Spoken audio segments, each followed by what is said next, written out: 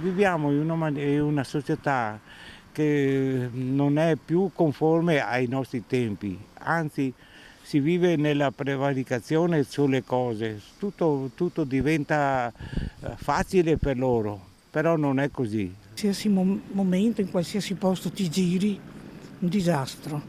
Poi fanno molto effetto questi gruppi, perché c'è tanti bravi ragazzi. Non si vive più bene, non siamo più padroni di casa nostra, questa è la pura realtà.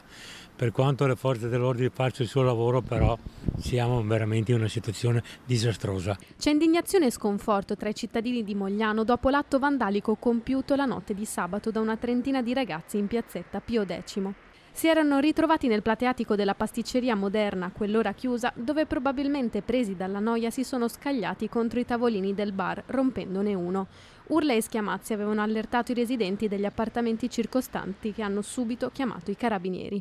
Prontamente intervenuti sul luogo hanno provveduto a schedare alcuni dei ragazzi presenti. Un danno di circa 200 euro hanno stimato i titolari della pasticceria, che dopo l'accaduto hanno preferito non rilasciare dichiarazioni.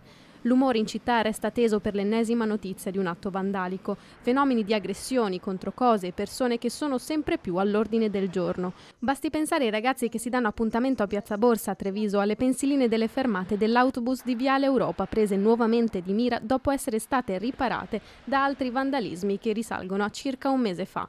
Intanto anche l'amministrazione comunale di Mogliano ha portato la propria solidarietà alla pasticceria, che il giorno dopo l'accaduto ha subito ripreso la sua attività.